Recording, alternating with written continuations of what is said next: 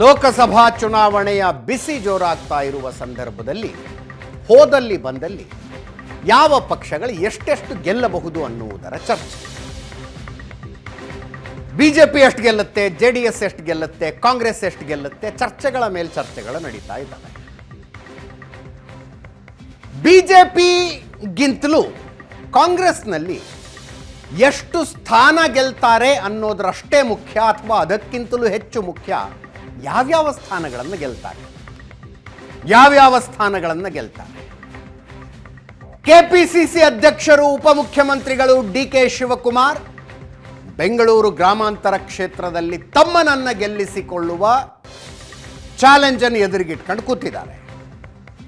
ಅದೇ ರೀತಿ ಮುಖ್ಯಮಂತ್ರಿ ಸಿದ್ದರಾಮಯ್ಯನವರು ಮೈಸೂರು ಮತ್ತು ಚಾಮರಾಜನಗರಗಳನ್ನು ಗೆದ್ದುಕೊಳ್ಳುವ ಚಾಲೆಂಜ್ ಅನ್ನು ಎದುರಿಗಿಟ್ಕೊಂಡು ಕೂತ್ಕೊಂಡಿದ್ದಾರೆ.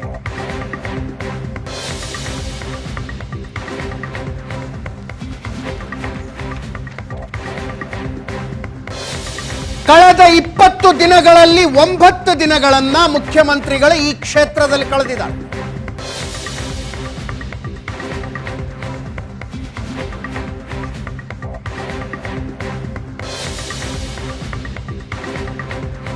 ಸ್ವತಃ ಮುಖ್ಯಮಂತ್ರಿಗಳು ಕಳೆದ 20 ದಿನಗಳಲ್ಲಿ 9 ದಿನಗಳನ್ನ ಈ 2 ಕ್ಷೇತ್ರದ ಪ್ರಚಾರದಲ್ಲಿಯೇ ಕಳೆಯೋದು ಅಂದ್ರೇನು? ಪ್ರಚಾರದ ರೀತಿ ಕೂಡ ನಿಮಗೆ ನೆನಪಿದೆ. ತುಂಬಾ ಇಮೋಷನಲ್ ಅಪೀಲ್ ಮಾಡ್ತಾ ಇದ್ದಾರೆ.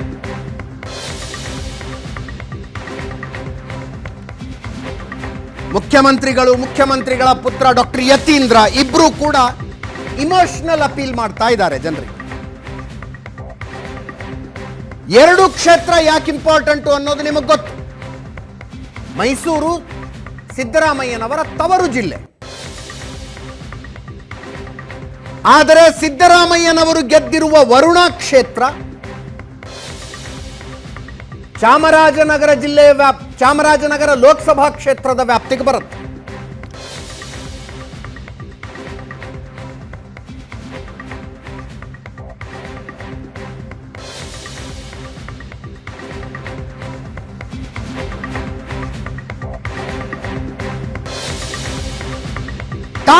ತಾಲೂಕಿಗೆ ಹೋಗಿ ಪ್ರಚಾರ ಮಾಡ್ತಾ ಇದ್ದಾರೆ ಸಿದ್ದರಾಮಯ್ಯ.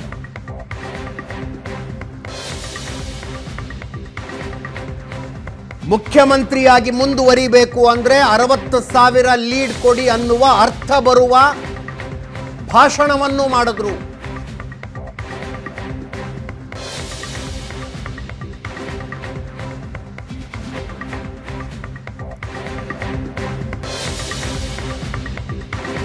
ರಾಜ್ಯದಾದ್ಯಂತ ಚರ್ಚೆಯಾಯಿತು. ವರುಣಾ ಚಾಮರಾಜನಗರಗಳನ್ನೇ ಗೆಲ್ಲದಿದ್ರೆ ಮುಖ್ಯಮಂತ್ರಿಗಳ ಬದಲಾವಣೆ ಆಗ್ಬಿಡುತ್ತಾ ಹಾಗಿದ್ರೆ?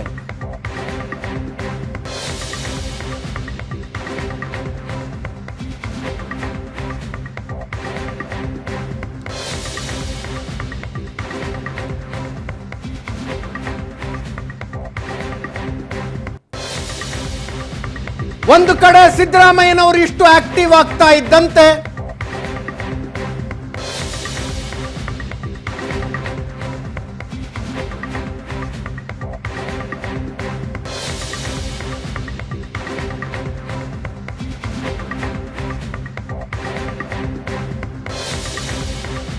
ಸಿದ್ದರಾಮಯ್ಯನವರು ಇಷ್ಟೊಂದು ಆಕ್ಟಿವ್ ಆಗ್ತಾ ಇದ್ದಂತೆ ಬಿಜೆಪಿ ಅವರು ಕೂಡ ಪ್ರಧಾನಿ ನರೇಂದ್ರ ಮೋದಿ ಅವರ ರೋಡ್ ಶೋ ಬೆಂಗಳೂರು ಉತ್ತರ ಲೋಕಸಭಾ ಕ್ಷೇತ್ರದಲ್ಲಿ ನಿಗದಿಯಾಗಿತ್ತು. ಅದನ್ನು ಮೈಸೂರಿಗೆ ಶಿಫ್ಟ್ ಮಾಡೋದು. ಮೈಸೂರಿನಲ್ಲಿ ರೋಡ್ ಶೋ ಅಲ್ಲ, ರ್ಯಾಲಿ ಅಲ್ಲ, ಸಮಾವೇಶ. ಮಂಗಳೂರಿನಲ್ಲಿ ಸಮಾವೇಶ ನಡಿಬೇಕಾಗಿತ್ತು, ಅಲ್ಲಿ ರೋಡ್ ಶೋ ಮಾಡ್ತಾ ಇದ್ದ.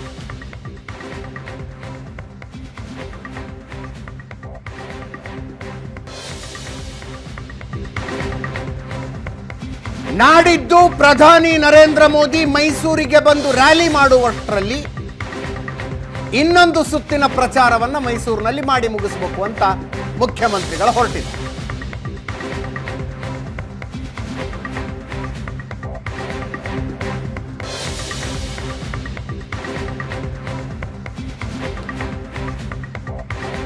ಕಳೆದ 20 ದಿನಗಳಲ್ಲಿ ನೋಡಿ ಇಲ್ಲಿದೆ. ಮಾರ್ಚ್ 24ರಿಂದ 4 ದಿವಸ ಅಲ್ಲೇ ಇದ್ರು. ರೆಸಾರ್ಟ್ನಲ್ಲಿ ಕೂತ್ಕೊಂಡು ಸ್ಥಳೀಯ ಮುಖಂಡರುಗಳನ್ನು ಅಲ್ಲಿ ಕರೆಸ್ಕೊಂಡು ಮೀಟಿಂಗ್ ಮೇಲೆ ಮೀಟಿಂಗ್ಗಳನ್ನು ಮಾಡಿದ್ರು. ಏಪ್ರಿಲ್ 1ರಿಂದ 3 ದಿನ ಮತ್ತಲ್ಲೇ ಇದ್ರು. ಈಗ ಇವತ್ತಿನಿಂದ ಇನ್ನು 2 ದಿವಸ ಅಲ್ಲೇ ಇರ್ತಾರೆ.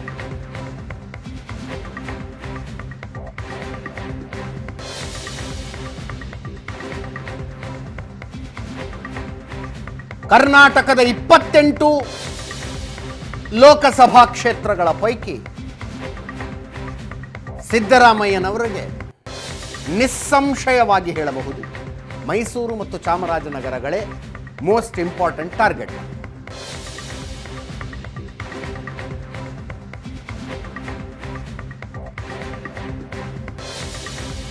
ಎರಡು ಕ್ಷೇತ್ರಗಳಲ್ಲಿ ತಾಲೂಕು ವೈಸ್ ಹೋಗ್ತಾ ಇದೆ.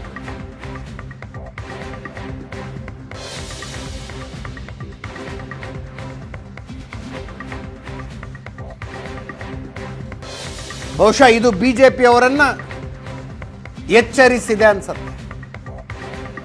ನರೇಂದ್ರ ಮೋದಿ ಮೊದಲ ಸುತ್ತಿನ ಪ್ರಚಾರಕ್ಕೆ ಬಂದಾಗ ಕಲಬುರಗಿ ಮತ್ತು ಶಿವಮೊಗ್ಗದಲ್ಲಿ ಸಮಾವೇಶಗಳಲ್ಲಿ ಮಾತನಾಡಿದರು. ಈಗ ಬೆಂಗಳೂರು ಮತ್ತು ಮಂಗಳೂರು ಅಂತ ನಿಗದಿಯಾಗಿತ್ತು. ಮಂಗಳೂರಿನಲ್ಲಿ ವೆನ್ಯೂ ಕೂಡ ಡಿಸೈಡ್ ಆಗಿತ್ತು. ಗೋಲ್ಡ್ ಫಿಂಚ್ ಗ್ರೌಂಡ್ನಲ್ಲಿ ಭಾರಿ ಸಮಾವೇಶ. ಬೆಂಗಳೂರು ಉತ್ತರದಲ್ಲಿ ರೋಡ್ ಶೋ ಮಾಡ್ತಾರೆ ಅಂತಾಗಿತ್ತು. ಪ್ಲಾನ್ ಚೇಂಜ್ ಮಾಡಿದ್ರು ಬಿಜೆಪಿಯವರು. ಮೈಸೂರಿನಲ್ಲಿ ನರೇಂದ್ರ ಮೋದಿ ಅವರ ಸಮಾವೇಶ, ಮಂಗಳೂರಿನಲ್ಲಿ ರೋಡ್ ಶೋ ಅಂತ ಪ್ಲಾನ್ ಚೇಂಜ್ ಮಾಡಿದ್ರು.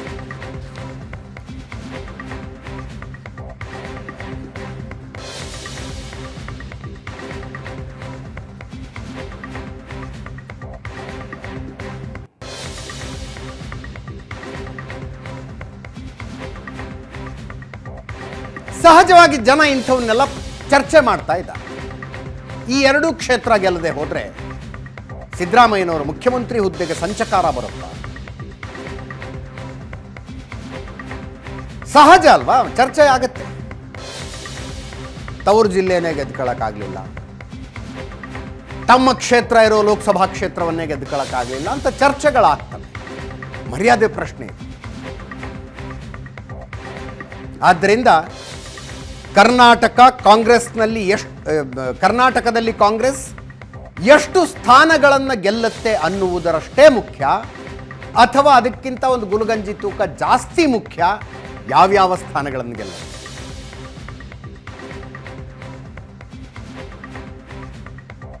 ಮೈಸೂರಿನಲ್ಲಿ ಲಕ್ಷ್ಮಣ್ಗೆ ಟಿಕೆಟ್ ಕೊಟ್ಟಿದ್ದಾರೆ.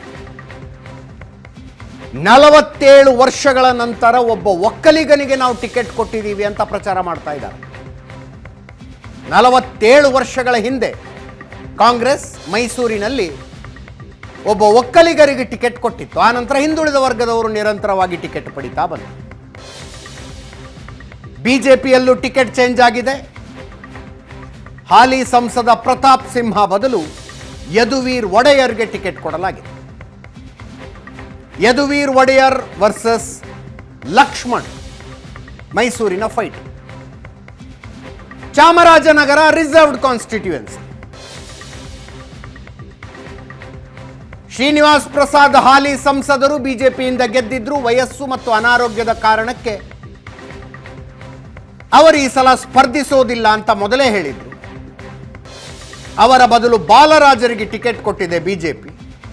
ಶ್ರೀನಿವಾಸ್ ಪ್ರಸಾದರು ರಾಜಕೀಯದಲ್ಲಿ ತುಂಬಾ ಆಕ್ಟಿವ್ ಆಗಿದ್ದ ತಮ್ಮ ಅಳಿಯರ ಸಮೇತ ಕಾಂಗ್ರೆಸ್ ಜೊತೆ ಗುರುತಿಸಿಕೊಂಡಿದ್ದಾರೆ.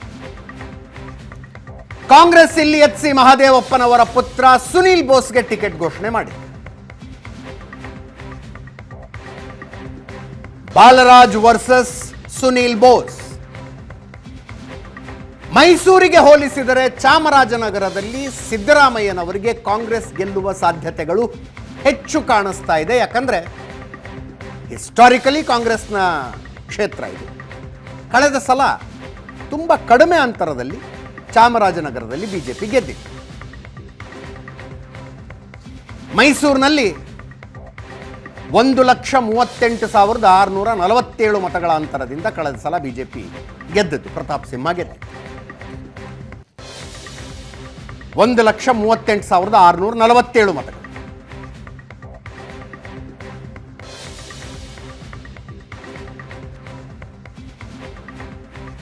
ಆದರೆ ಚಾಮರಾಜನಗರದಲ್ಲಿ ಬಿಜೆಪಿ ಗೆದ್ದದ್ದು ಬರೀ 1,817 ಮತಗಳ ಅಂತರದಿಂದ.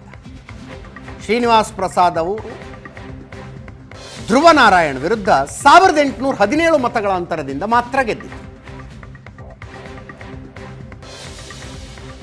ಅನೇಕ ರಾಜಕೀಯ ಪರಿಣಿತರಿಗೆ ಈ ಸಲ ಇಲ್ಲಿ ಕಾಂಗ್ರೆಸ್ ಗೆಲ್ಲುವ ಸಾಧ್ಯತೆಗಳು ಕಾಣಿಸ್ತಾ ಇದೆ. ಸಿದ್ದರಾಮಯ್ಯನವರು ಭರ್ಜರಿ ಪ್ರಚಾರ ನಡೆಸ್ತಾ ಇದ್ದಾರೆ. ನನ್ನ ಕೊಲ್ಲಿಗ ಪ್ರಶಾಂತ್ ನಾಥು ನೇರ ಸಂಪರ್ಕದಲ್ಲಿದ್ದಾರೆ. ಪ್ರಶಾಂತ್, ಕರೆಕ್ಟ್ ಅಲ್ವ ಅದು? ಎಷ್ಟು ಸ್ಥಾನಗಳನ್ನು ಗೆಲ್ತಾರೆ ಅನ್ನೋದು ಒಂದು ಲೆಕ್ಕಾಚಾರ ಆದರೆ ಯಾವ್ಯಾವ್ದು ಗೆಲ್ತಾರೆ ಅನ್ನೋದು ಇಂಪಾರ್ಟೆಂಟ್ ಆಗುತ್ತೆ. ಅದೇ ಮೈಸೂರು ಗೆಲ್ಲೋದು ಭಾಳ ಮುಖ್ಯ ಆಗುತ್ತೆ. ಹಾಂ, ನನಗನ್ನಿಸುವ ಪ್ರಕಾರ ಸಿದ್ದರಾಮಯ್ಯನವ್ರಿಗೆ ಮೈಸೂರು ಗೆಲ್ಲೋದು, ಡಿ ಕೆ ಶಿವಕುಮಾರ್ ಅವರಿಗೆ ಬೆಂಗಳೂರು ಗ್ರಾಮಾಂತರ ಗೆಲ್ಲಿಸೋದು ಭಾಳ ಮುಖ್ಯ ಆಗುತ್ತೆ. ಯಾಕಂದರೆ ಸಿದ್ದರಾಮಯ್ಯನವರು ಕಾಂಗ್ರೆಸ್ಸಿಗೆ ಬಂದ ಮೇಲೆ 2009ರಲ್ಲಿ ಎಚ್ ವಿಶ್ವನಾಥ್ ಒಮ್ಮೆ ಗೆದ್ದಿದ್ದು ಬಿಟ್ಟರೆ ಮೈಸೂರಿನಲ್ಲಿ ಕಾಂಗ್ರೆಸ್ 2014, 2019 ಅಂದರೆ ಸಿದ್ದರಾಮಯ್ಯನವರ ಕಾಂಗ್ರೆಸ್ಸಿನ ಅಧಿಕಾರ ರಾಜಕಾರಣದ ಪೀಕ್ನಲ್ಲಿ ಮೈಸೂರಿನಲ್ಲಿ ಕಾಂಗ್ರೆಸ್ ಚುನಾವಣೆಯನ್ನು ಗೆದ್ದಿಲ್ಲ.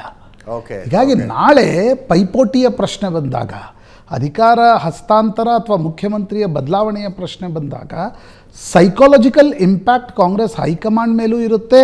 ಅದನ್ನು ಕೇಳುವ ಸಿದ್ದರಾಮಯ್ಯನವರು, ಡಿ ಕೆ ಶಿವಕುಮಾರ್ಗೂ ಕೂಡ ಇರುತ್ತೆ. ಸಿದ್ದರಾಮಯ್ಯನವರು ಮೈಸೂರು ಗೆದ್ರ ಸೋತ್ರ, ಎಷ್ಟು ಅಂತರದಿಂದ ಗೆದ್ದರು, ಎಷ್ಟು ಅಂತರದಿಂದ ಸೋತರು, ಬೆಂಗಳೂರು ಗ್ರಾಮಾಂತರದಲ್ಲಿ ಡಿ ಕೆ ಸುರೇಶ್ ಏನಾಯಿತು, ಇವೆಲ್ಲವೂ ಕೂಡ ನಿಶ್ಚಿತವಾಗಿ ಒಂದು ಸೈಕಾಲಜಿಕಲ್ ಇಂಪ್ಯಾಕ್ಟ್ ನಿರ್ಣಯ ಪ್ರಕ್ರಿಯೆ ಮೇಲೆ ನಿಶ್ಚಿತವಾಗಿ. ನಾನೊಂದ್ಸಲ ಎಲ್ಲೋ ಓದಿದ್ನೋ ಅಥವಾ ಯಾರೋ ಕೇಳಿದ್ನೋ ಗೊತ್ತಿಲ್ಲ, ಸೋನಿಯಾ ಗಾಂಧಿ ಅವರು ಡಿ ಕೆ ಶಿವಕುಮಾರ್ ಅವರನ್ನು ಎದುರುಗೊಂಡಾಗ ಡೈರೆಕ್ಟಾಗಿ ಕೇಳಿದ್ರಂತೆ, ಕನಕಪುರದಲ್ಲಿ ನೀವು ಗೆಲ್ತೀರಿ, ಬಟ್ ನಿಮ್ಮ ಅಕ್ಕಪಕ್ಕದ ಕ್ಷೇತ್ರಗಳನ್ನೇ ನೀವು ಗೆಲ್ಲಿಸ್ಕೊಳ್ಳೋದಿಲ್ವಲ್ಲ ಅಂದಿದ್ರಂತೆ. ಅಂದರೆ ಹೈಕಮಾಂಡ್ ಈ ರೀತಿಯ ವಿಷಯಗಳ ಬಗ್ಗೆ ಗಂಭೀರತೆಯನ್ನು ಹೊಂದಿರುತ್ತೆ ಅಂತ. ನ್ಯಾಚುರಲಿ ಈಗ ನೀವು ಒಬ್ಬ ಮಾಸ್ ಲೀಡರ್ ಅಥವಾ ನಿಮ್ಮನ್ನು ಯಾವುದೋ ಒಂದು ಪಟ್ಟ ಕಟ್ತಕ್ಕಂಥ ಸಂದರ್ಭದಲ್ಲಿ ಯಾವುದೇ ಪೊಲಿಟಿಕಲ್ ಪಾರ್ಟಿಯಲ್ಲಿ ಕೇಳುವ ಮೊದಲ ಪ್ರಶ್ನೆ ಎಷ್ಟು ಸೀಟನ್ನು ಗೆಲ್ಸ್ಕೊಂಡು ಬರ್ತೀರಿ ಅಂತಕ್ಕಂಥ. ಯಾಕೆ ವಿಜಯೇಂದ್ರರನ್ನು ರಾಜ್ಯ ಬಿ ಜೆ ಪಿ ಅಧ್ಯಕ್ಷರನ್ನಾಗಿ ಮಾಡ್ತು, ಸಿ ಟಿ ರವಿ ಇದ್ದರು, ಪ್ರಹ್ಲಾದ್ ಜೋಶಿ ಇದ್ದರು, ಬೇರೆ ಬೇರೆ ಬೇರೆ ಬೇರೆ ನಾಯಕರಿದ್ರಲ್ವ. ಅಂತಿಮವಾಗಿ ವೋಟ್ ತರುವ ಕೆಪಾಸಿಟಿ ಯಾರಿಗಿದೆ, ಸೀಟ್ ಗೆಲ್ಲಿಸ್ಕೊಳ್ಳುವ ಕೆಪಾಸಿಟಿ ಯಾರಿಗಿದೆ ಅಂತಕ್ಕಂಥದ್ದು ಮುಖ್ಯ ಆಗುತ್ತೆ. ಸಿದ್ದರಾಮಯ್ಯನವ್ರಿಗೆ ಈ ಬಾರಿ ಮೈಸೂರು ಮತ್ತು ಚಾಮರಾಜನಗರ ಬಹಳ ಮುಖ್ಯ. ಕಳೆದ ಬಾರಿ ಎಚ್ ಸಿ ಮಹದೇವಪ್ಪನವ್ರನ್ನ ಮಂತ್ರಿ ಮಾಡಲಿಕ್ಕೆ ಹೈಕಮಾಂಡ್ ತಯಾರಿರಲಿಲ್ಲ. ಆಗ ಸಿದ್ದರಾಮಯ್ಯನವರು ಹೈಕಮಾಂಡ್ ಕನ್ವಿನ್ಸ್ ಮಾಡಿದರು. ಶ್ರೀನಿವಾಸ್ ಪ್ರಸಾದ್ ಅಂತರೂ ಬಿ ಜೆ ಪಿಯಲ್ಲಿದ್ದಾರೆ, ಒಬ್ಬ ದಲಿತ ನಾಯಕ ಮತ್ತು ನಾನು ಒಂದು ಕಾಂಬಿನೇಷನ್ನಲ್ಲಿ ಕೆಲಸ ಮಾಡಿದರೆ ಮಾತ್ರ ಮೈಸೂರು ಚಾಮರಾಜನಗರ ಗೆಲ್ಲಿಕ್ಕೆ ಸಾಧ್ಯ ಆಗುತ್ತೆ. ಯಾಕೆಂದರೆ ದಲಿತ ಮತಗಳು ದೊಡ್ಡ ಪ್ರಮಾಣದಲ್ಲಿ ಇರ್ತಕ್ಕಂಥ ಒಂದು ಕ್ಷೇತ್ರ ಚಾಮರಾಜನಗರ. ಆ ಕಾರಣದಿಂದ ಎಚ್ ಸಿ ಮಹದೇವಪ್ಪನವ್ರನ್ನ ಮಂತ್ರಿ ಮಾಡಿದರೆ ಮಾತ್ರ ನಾವು ಚಾಮರಾಜನಗರದಲ್ಲಿ ಏನೋ ಒಂದು ಮೊಮೆಂಟಮನ್ನು ತೆಗೆದುಕೊಳ್ಬಹುದು ಅಂತಕ್ಕಂಥದ್ದು. ಹೀಗಾಗಿ ಎಚ್ ಸಿ ಮಹದೇವಪ್ಪನವ್ರನ್ನ ಮಂತ್ರಿ ಮಾಡಿದರು. ಸರಿ, ಅವರ ಅಭ್ಯರ್ಥಿ ಆಗಲಿಲ್ಲ, ಅವರ ಮಗನನ್ನು ಅಭ್ಯರ್ಥಿ ಮಾಡಿದರು. ಆದರೆ ನನಗನ್ಸುತ್ತೆ ಸಿದ್ದರಾಮಯ್ಯನವ್ರಿಗೆ ಇದೊಂದು ಪ್ರತಿಷ್ಠೆಯ ಪ್ರಶ್ನೆ. ಯಾಕಂದರೆ 47 ವರ್ಷಗಳ ನಂತರ ಕಾಂಗ್ರೆಸ್ ಮೈಸೂರಿನಲ್ಲಿ ಒಕ್ಕಲಿಗ ಅಭ್ಯರ್ಥಿಗೆ ಟಿಕೆಟ್ ಕೊಟ್ಟಿದೆ. ಇಲ್ಲಿಯವರೆಗೆ ಜನತಾದಳ ನಂತರದ ಬಿ ಜೆ ಪಿ ಒಕ್ಕಲಿಗ ಅಭ್ಯರ್ಥಿಗೆ ಕೊಡೋದು, ಕಾಂಗ್ರೆಸ್ ಒ ಬಿ ಸಿ ಸಮುದಾಯಕ್ಕೆ, ಪ್ರಮುಖವಾಗಿ ಕುರುಬ ಸಮುದಾಯದ ಅಭ್ಯರ್ಥಿಗೆ ಕೊಡೋದು ಅಥವಾ ಬೇರೆ ಒ ಬಿ ಸಿ ಸಮುದಾಯದ ಅಭ್ಯರ್ಥಿಗೆ ಕೊಡೋದು ಅಂತಕ್ಕಂಥ ಒಂದು ಪ್ರಕ್ರಿಯೆ ಮೊದಲಿಂದಲೂ ಕೂಡ ಚಾಲ್ತಿಯಲ್ಲಿತ್ತು. ಆದರೆ ಈ ಬಾರಿ ಕಾಂಗ್ರೆಸ್ ಕೂಡ ಒಕ್ಕಲಿಗ ಅಭ್ಯರ್ಥಿ ಕೊಟ್ಟಿದೆ ಲಕ್ಷ್ಮಣ್ ರೂಪದಲ್ಲಿ. ಮೈಸೂರಿನಲ್ಲಿ ಸಿದ್ದರಾಮಯ್ಯನವ್ರಿಗೆ ಯಾಕೊಂದು ಅಪಾರ್ಚುನಿಟಿ ಅಂತ ಅನ್ನಿಸ್ತಿದೆ ಅಂತಂದರೆ, ಬಿ ಜೆ ಪಿ ಒಕ್ಕಲಿಗ ಅಭ್ಯರ್ಥಿ ಕೊಡದೇ ಇರುವ ಸಂದರ್ಭದಲ್ಲಿ ಅವರಿಗೆ ಮಹಾರಾಜ ಯದುವೀರ್ ಒಡೆಯರ್ ಕೊಟ್ಟಿದ್ದಾರೆ. ಕ್ವಶ್ಚನ್ ಏನು, ಮಹಾರಾಜ ಯದುವೀರ್ ಒಡೆಯರ್ ಅವರ ಜಾತಿಯನ್ನು ನೋಡಿ ಓಟ್ ಹಾಕ್ತಾರಾ ಅಥವಾ ಮಹಾರಾಜ ಅಂತ ಹಾಕ್ತಾರಾ ಅಥವಾ ಮೋದಿ ಅಲೆ ಮೇಲೆ ಹಾಕ್ತಾರಾ, ಇವು ಪ್ರಶ್ನೆಗಳು. ಆದರೆ ಕಾಂಗ್ರೆಸ್ಗೆ ಅನ್ನಿಸ್ತಾ ಇದೆ ಪ್ರತಾಪ್ ಸಿಂಹರನ್ನು ಬದಲಿಸಿದ ನಂತರ ಮೈಸೂರಿನಲ್ಲಿ ನಮಗೊಂದು ಅಪಾರ್ಚುನಿಟಿ ಇದೆ. ಒಕ್ಕಲಿಗ ಅಭ್ಯರ್ಥಿಯನ್ನು ನಾವು ಹಾಕಿರುವಾಗ ಒಕ್ಕಲಿಗರ ಕನಿಷ್ಠ ವೋಟ್ಗಳನ್ನು ಕಾಂಗ್ರೆಸ್ ತೆಗೆದುಕೊಂಡರೂ ಕೂಡ ಉಳಿದ ಒ ಬಿ ಸಿ ಸಮುದಾಯ ಬಂದು ಕಾಂಗ್ರೆಸ್ ಜೊತೆಗೆ ನಿಲ್ಲುತ್ತೆ, ಸಿದ್ದರಾಮಯ್ಯನವರ ವೋಟ್ ಬ್ಯಾಂಕ್ ಇದೆ ಅಂತಕ್ಕಂಥ ಒಂದು ಲೆಕ್ಕಾಚಾರದೊಡನೆ ಸಿದ್ದರಾಮಯ್ಯನವರು ಕೆಲಸ ಮಾಡ್ತಿದ್ದಾರೆ. ಎಷ್ಟರ ಮಟ್ಟಿಗೆ ವರ್ಕ್ ಆಗುತ್ತೆ, ಸಿದ್ದರಾಮಯ್ಯರು ಅಂತಿಮವಾಗಿ ಮೈಸೂರನ್ನು ಗೆಲ್ಲಿಸ್ಕೊಳ್ಳುವಲ್ಲಿ ಯಶಸ್ವಿ ಆಗ್ತಾರೆ, ಅವರ ಒಟ್ಟಾರೆ ಪ್ರಚಾರದ ವೈಖರಿ ನೋಡಿದರೆ 2 ದಿನ ಹೋಗಿ ಒಂದು ಸ್ಥಳದಲ್ಲಿ ಕುಳಿತು ಎಲ್ಲ ನಾಯಕರನ್ನು ಕರೆಸಿ ಮಾತನಾಡಿದ್ದಾರೆ, ಕಾರ್ಯಕರ್ತರನ್ನು ಮಾತನಾಡಿಸ್ತಾ ಇದ್ದಾರೆ, ಹೋಬಳಿ ಓಡಾಡ್ತಾ ಇದ್ದಾರೆ. ಇದನ್ನೆಲ್ಲ ನೋಡಿದರೆ ಸಿದ್ದರಾಮಯ್ಯನವರಿಗೆ ಈ ಬಾರಿ ಮೈಸೂರು ಗೆಲ್ಲುವ ಅನಿವಾರ್ಯತೆಯ ಸ್ಪಷ್ಟ ಕಲ್ಪನೆ ಇದೆ ಅಂತಕ್ಕಂಥದ್ದು ಸ್ಪಷ್ಟ ಇದ್ದೇ ಇರುತ್ತೆ ನ್ಯಾಚುರಲಿ. ಯಾಕಂದರೆ ಈ ಮೊದಲೇ ಈಗ 14-19 ಥರ 24 ಅಲ್ಲ, 24ರಲ್ಲಿ ಹೈಕಮಾಂಡ್ ಎಕ್ಸ್ಪೆಕ್ಟ್ ಮಾಡ್ತಾ ಇದೆ, ನೀವು ಮುಖ್ಯಮಂತ್ರಿಯಾಗಿ ಮುಂದುವರಿಯಬೇಕಾದ್ರೆ ಇಷ್ಟು ಸೀಟ್ಗಳನ್ನು ಗೆಲ್ಲಿಸ್ಕೊಡಿ, ಹಳೆ ಮೈಸೂರು ಭಾಗದಲ್ಲಿ ಇಷ್ಟು ಸೀಟ್ಗಳನ್ನು ಗೆಲ್ಲಿಸ್ಕೊಡಿ. ಆ ಕಾರಣದಿಂದ ಸಿದ್ದರಾಮಯ್ಯನವರು ಇಷ್ಟರ ಮಟ್ಟಿಗೆ ಹೈಪರ್ ಆ್ಯಕ್ಟಿವ್ ಅಂತಿರೋ, ಓವರ್ ಆ್ಯಕ್ಟಿವ್ ಅಂತಿರೋ ಅಥವಾ ಪ್ರೋ ಆ್ಯಕ್ಟಿವ್ ಅಂತಿರೋ ಓಡಾಡ್ತಾ ಇದ್ದಾರೆ. ಇದರ ರಿಸಲ್ಟ್ಸ್ ಏನು ಬರುತ್ತೆ ಅಂತಕ್ಕಂಥದ್ದು ಮುಖ್ಯ. 2 ಕ್ಷೇತ್ರಗಳಲ್ಲಿ, ಒಂದು ಚಾಮರಾಜನಗರ, ಒಂದು ಮೈಸೂರು. ಚಾಮರಾಜನಗರ ಸ್ಲೈಟ್ಲಿ ಇವತ್ತಿನವರೆಗೆ ಪ್ರೋ ಕಾಂಗ್ರೆಸ್ ಅನ್ನುವ ರೀತಿಯಲ್ಲಿ ಅನ್ನಿಸ್ತಾ ಇದೆ ಅಲ್ಲಿನ ಅಭ್ಯರ್ಥಿಗಳ ಓಡಾಟ, ಪ್ರಚಾರ ಇವೆಲ್ಲವನ್ನು ನೋಡಿದಾಗ. ಆದರೆ Mysuru will not be A cake walk for anyone. ಯಾಕಂದರೆ ಅಭ್ಯರ್ಥಿ ಚೇಂಜ್ ಆಗಿದ್ದಾರೆ, ಮಹಾರಾಜ ಯದುವೀರ್ ಒಡೆಯರ್ ಇದ್ದಾರೆ, ಮೋದಿ ನಾಳೆ 14ಕ್ಕೆ ಮೈಸೂರಿನಲ್ಲಿ ದೊಡ್ಡ ಸಭೆಯನ್ನು ನಡೆಸ್ತಾ ಇದ್ದಾರೆ. ಈ ಬಾರಿ ಮೊದಲು ಜೆ ಡಿ ಎಸ್ ಒಂದು ರೀತಿ ಪರೋಕ್ಷ ರೂಪದಲ್ಲಿ ಪ್ರತಾಪ್ ಸಿಂಹ ಅವರಿಗೆ 2 ಇಲೆಕ್ಷನಲ್ಲಿ ಸಹಾಯ ಮಾಡಿತ್ತು. ಈ ಬಾರಿ ಜೆ ಡಿ ಎಸ್ ಭಾಳ ಬಹಿರಂಗವಾಗಿ ಅಭ್ಯರ್ಥಿಯ ಪರವಾಗಿ ಓಡಾಡ್ತಾ ಇದೆ. ಮತ್ತು Maharaja Yaduveer Wodeyar any time he can be a formidable candidate because of the lineage. ಆ ಕಾರಣದಿಂದ ಅವರನ್ನು ಸೋಲಿಸ್ಲಿಕ್ಕೆ ಸಾಧ್ಯ ಆಗುತ್ತಾ? ಸಿದ್ದರಾಮಯ್ಯನವ್ರಿಗೆ ಒಂದು ಅಗ್ನಿ ಪರೀಕ್ಷೆ. ಈ ಅಗ್ನಿ ಪರೀಕ್ಷೆಯಲ್ಲಿ ಸಿದ್ದರಾಮಯ್ಯನವ್ರು ಗೆಲ್ತಾರಾ, ಬೆಂಗಳೂರು ಗ್ರಾಮಾಂತರದ ಅಗ್ನಿ ಪರೀಕ್ಷೆಯಲ್ಲಿ ಡಿ ಕೆ ಶಿವಕುಮಾರ್ ಗೆಲ್ತಾರಾ ಅನ್ನೋದು ಮುಂದಿನ ರಾಜಕಾರಣದ ಮೇಲೆ ನಿಶ್ಚಿತ ಪರಿಣಾಮವನ್ನು ಬೀರುತ್ತೆ. ಎಸ್ ಪ್ರಶಾಂತ್, ನಮ್ಮ ಮೈಸೂರು ರಿಪೋರ್ಟರ್ ಮಧು ನೇರ ಸಂಪರ್ಕದಲ್ಲಿದ್ದಾನೆ. ಮಧು, 20 ದಿನಗಳ ಪೈಕಿ 9 ದಿನ ಏನೇನು ಮಾಡ್ತಾರಲ್ಲಿ? ಏನು ರೋಡ್ ಶೋನ, ಭಾಷಣಗಳ, ಅವುಗಳನ್ನಂತೂ ನೋಡಿದ್ದೀವಿ. ಅದರ್ವೈಸ್ ಅದನ್ನು ಹೊರತುಪಡಿಸಿದ್ರೆ ಅಜಿತ್, ಸಿದ್ದರಾಮಯ್ಯನವರಿಗೆ ಒಂದು ರೀತಿಯಲ್ಲಿ ಮೈಸೂರು ಭಾಗದಲ್ಲಿ ತಮ್ಮ ಪಕ್ಷವನ್ನ ಗೆಲ್ಲಿಸ್ಕೊಳ್ಬೇಕು ಅಂತ ಹೇಳಿದ್ರೆ ತಾವೇ ಫೀಲ್ಡ್ಗಿಳಿದು ಕೆಲಸ ಮಾಡಬೇಕಾ ಅನ್ನುವಂತ ಒಂದು ಅನಿವಾರ್ಯತೆ ಕಂಡು ಬಂದಂತೆ ಕಾಣಿಸ್ತಾ ಇದೆ. ಹಾಗಾಗಿಯೇ ಕೂಡ ಈ ಬಾರಿ ಲೋಕಸಭಾ ಚುನಾವಣೆಯಲ್ಲಿ ಪದೇ ಸಿದ್ದರಾಮಯ್ಯನವರು ಮೈಸೂರಿಗೆ ಬರ್ತಾ ಇರ್ತಕ್ಕಂಥದ್ದು. ಇಲ್ಲಿ ಬರುವಂತದ್ದು ಅವರು ಸಭೆ ಮಾಡೋದಕ್ಕಿಂತ ಹೆಚ್ಚಾಗಿ ಈ ಭಾಗದಲ್ಲಿ ಇರ್ತಕ್ಕಂಥ, ಅಂದ್ರೆ ಕಾಂಗ್ರೆಸ್ನಿಂದ ಬಿಟ್ಟು ಹೋಗಿರ್ತಕ್ಕಂಥ ನಾಯಕರುಗಳಿರ್ತಕ್ಕಂಥವ್ರು, ಕಾಂಗ್ರೆಸ್ಗೆ ತೊಡಕಾಗುವಂತ ಇತರ ಪಕ್ಷಗಳ ನಾಯಕರು ಇರ್ತಕ್ಕಂಥವ್ರು, ಅಂತವ್ರನ್ನ ಸೆಳೆಯುವಂತ ಕೆಲಸವನ್ನ ಮಾಡುವಂತದ್ದು. ನಾವು ಅವರು ಬಂದಿರತಕ್ಕಂಥ ಮೂರು ಪ್ರವಾಸಗಳಲ್ಲಿ ಮೊದಲ ಪ್ರವಾಸವನ್ನ ಮುಖ್ಯವಾಗಿ ತೆಗೆದುಕೊಳ್ಳೋದಾದ್ರೆ, ಅವರು ಮೊದಲ ಪ್ರವಾಸದಲ್ಲಿ ಮಾಡಿದಂತದ್ದು ಜೆಡಿಎಸ್ ಇರ್ಬೋದು ಮತ್ತೆ ಬಿಜೆಪಿ ಇರ್ಬೋದು, ಆ ನಾಯಕರುಗಳನ್ನ ಪಕ್ಷಕ್ಕೆ ಸೆಳ್ಕೊಳ್ಳುವಂತ ಕೆಲಸವನ್ನ ಮಾಡಿದ್ರು. ಒಂದಷ್ಟು ಅಂದ್ರೆ ಸ್ಥಳೀಯ ಮಟ್ಟವಾಗಿ ಜಿಲ್ಲಾ ಪಂಚಾಯತ್ ಮಟ್ಟದಲ್ಲಿ ಇರ್ತಕ್ಕಂಥ ನಾಯಕರುಗಳೇನಿದ್ದಾರೆ ಅವರನ್ನ ಸೆಳೆಯುವಂತ ಕೆಲಸವನ್ನ ಮಾಡಿದ್ರು. ಇಲ್ಲಿ ಬಹಳ ಮುಖ್ಯವಾಗಿ ಗಮನಿಸಬೇಕು, ಮೈಸೂರು ಭಾಗದಲ್ಲಿ ಏನು ಒಕ್ಕಲಿಗ ಮತವನ್ನ ನಾವೇನ್ ಹೇಳ್ತೀವಿ, ಅದೇ ರೀತಿಯಾಗಿ ದಲಿತ ಮತಗಳು ಕೂಡ ನಿರ್ಣಾಯಕದ ಹಂತದಲ್ಲಿರ್ತಕ್ಕಂಥವು. ವಿ ಶ್ರೀನಿವಾಸ್ ಪ್ರಸಾದ್ ಅವರು ಸಿದ್ದರಾಮಯ್ಯನವ್ರ ಜೊತೆಗೆ ಮುನಿಸ್ಕೊಂಡು ಬಿಜೆಪಿಗೆ ಹೋಗಿದ್ರು. ಆ ಕಾರಣಕ್ಕಾಗಿಯೇ ಕೂಡ ಚಾಮರಾಜನಗರದಲ್ಲಿ ಬಿಜೆಪಿ ಅರಳುವಂತೆ ಆಗಿತ್ತು ಕಳೆದ ಬಾರಿ. ಅದು ಕಾಂಗ್ರೆಸ್ನ ಭದ್ರಕೋಟೆ ಅಂತ ಹೇಳಲಾಗಿಯೂ ಕೂಡ ಈ ಬಾರಿ ಅವರು ರಾಜಕೀಯ ನಿವೃತ್ತಿಯನ್ನ ಪಡ್ಕೊಂಡಿದ್ದಾರೆ. ಹಾಗಾಗಿ ಅವರ ಬೆಂಬಲಿಗರು ಯಾರನ್ನ ಬೆಂಬಲಿಸಬೇಕು, ಅದನ್ನ ಹೇಗಾದ್ರೂ ಮಾಡಿ ಎನ್ಕ್ಯಾಶ್ ಮಾಡ್ಕೊಳ್ಬೇಕು ಅನ್ನೋದು ಸಿದ್ದರಾಮಯ್ಯನವರ ತಲೆಯಲ್ಲಿರ್ತಕ್ಕಂಥದ್ದು. ಹಾಗಾಗಿನೇ ಕೂಡ ಮೊದಲ ಬಾರಿ ಬಂದಂತವ್ರು ರೆಸ್ಟ್ಗೆ ಅಂತೇಳಿ ರೆಸಾರ್ಟ್ಗೆ ಹೋದ್ರು, ಅಲ್ಲಿ ರೆಸ್ಟ್ ಮಾಡಲಿಲ್ಲ. ಅವರು ಸ್ವತಃ ವಿ ಶ್ರೀನಿವಾಸ್ ಪ್ರಸಾದ್ ಅವರ ಜೊತೆಗೆ ಮೊಬೈಲ್ ನಲ್ಲಿ ಮಾತುಕತೆಯನ್ನ ನಡೆಸಿದ್ರು. ಅದರ ಪರಿಣಾಮ ನಾವು ಈಗ ಗಮನಿಸೋದೇ ಆದ್ರೆ, ವಿ ಶ್ರೀನಿವಾಸ್ ಪ್ರಸಾದ್ ಅವರ ಮನೆಯಲ್ಲಿ ಇರ್ತಕ್ಕಂಥ 2 ಅಳಿಯರಲ್ಲಿ ಒಬ್ಬ ಈಗ ಬಿಜೆಪಿಯಲ್ಲಿ ಇದ್ದಾರೆ. ಆದ್ರೆ ಮತ್ತೊಬ್ರು ಏನೋ ಬಿಜೆಪಿ ಟಿಕೆಟ್ ಆಕಾಂಕ್ಷಿ ಆಗಿದ್ರು, ಅವರೂ ಸೇರಿದಂತೆ ಅವರ ಸಹೋದರನ್ನು, ವಿ ಶ್ರೀನಿವಾಸ್ ಪ್ರಸಾದ್ ಅವರ ಸಹೋದರರ ಕುಟುಂಬ ಏನಿದೆ ಸಂಪೂರ್ಣವಾಗಿ ಕಾಂಗ್ರೆಸ್ ಅನ್ನ ಕೈ ಹಿಡಿದಿರ್ತಕ್ಕಂಥದ್ದು. ಅವರ ಪರವಾಗಿ ಪ್ರೆಸ್ ಮೀಟ್ ಗಳನ್ನ ಮಾಡುವಂತದ್ದು ಇದೆಲ್ಲವೂ ಕೂಡ ನಡೀತಾ ಇದೆ.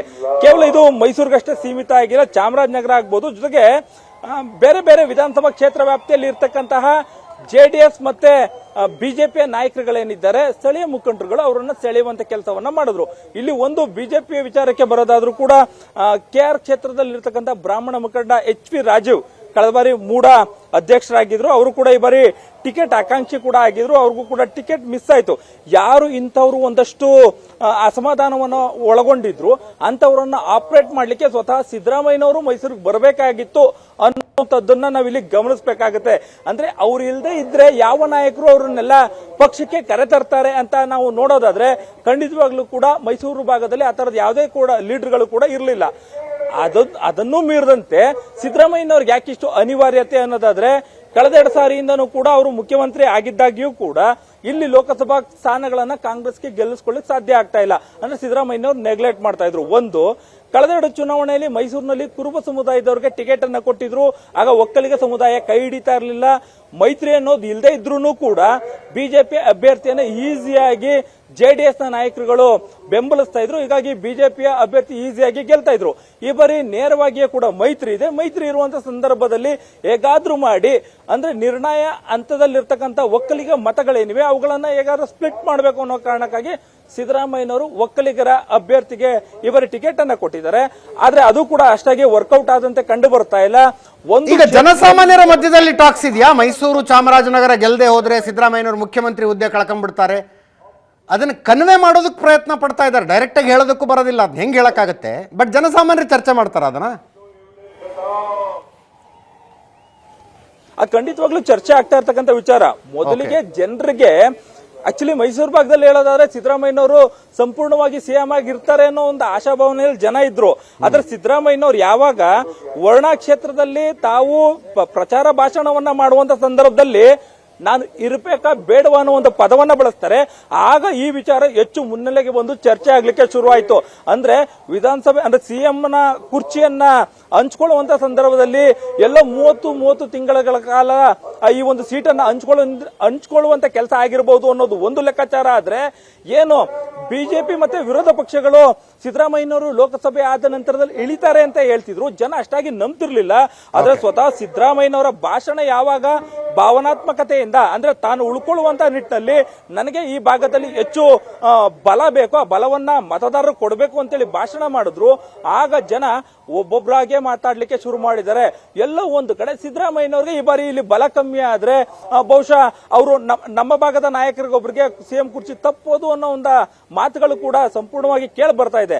ಆದಾಗ್ಯೂ ಕೂಡ ಸಿದ್ದರಾಮಯ್ಯನವರು ಇಲ್ಲಿವರೆಗೆ ಮಾಡಿರ್ತಕ್ಕಂಥ ಈ ಆಪರೇಷನ್ ಏನಿದೆ ಅದರಲ್ಲಿ ಬಹುತೇಕ ಅವರು ಸಕ್ಸಸ್ ಆದಂತೆ ಕೂಡ ಕಂಡು ಬರ್ತಾರೆ. ಯಾಕಂತಂದ್ರೆ ಕ್ಷೇತ್ರದಲ್ಲಿ ಇರ್ತಕ್ಕಂಥ ವಾತಾವರಣ ಈಗ ನೀವು ಗಮನಿಸಿ, ಅವರು ಮಾರ್ಚ್ 24ರಿಂದ ಇಲ್ಲಿವರೆಗೆ ಒಟ್ಟು 9 ದಿನಗಳ ಪ್ರವಾಸ ಮಾಡಿದ್ದಾರೆ.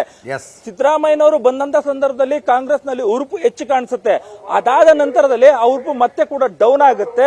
ಇದನ್ನ ಮೈತ್ರಿ ಅಂದ್ರೆ ವಿರೋಧ ಪಕ್ಷದಲ್ಲಿ ಇರ್ತಕ್ಕಂಥ ಮೈತ್ರಿ ಅಭ್ಯರ್ಥಿಗಳೇನಿದ್ದಾರೆ ಅವರು ಎನ್ಕ್ಯಾಶ್ ಮಾಡ್ಕೊಳ್ತಿದ್ದಾರೆ, ಕ್ಷೇತ್ರವ್ಯಾಪಿ ಬಿರುಸಿನ ಪ್ರಚಾರ ಮಾಡ್ತಿದ್ದಾರೆ, ಇದನ್ನ ಕವರ್ ಮಾಡ್ತಿದ್ದಾರೆ. ಇದೆಲ್ಲವೂ ಕೂಡ ಮೈಸೂರು ಭಾಗದಲ್ಲಿ ನಡೀತಾ ಇರ್ತಕ್ಕಂಥ ರಾಜಕಾರಣ. Ajit, thank you so much Madhu ನಿಮ್ಮೆಲ್ಲ ಮಾಹಿತಿಗೆ.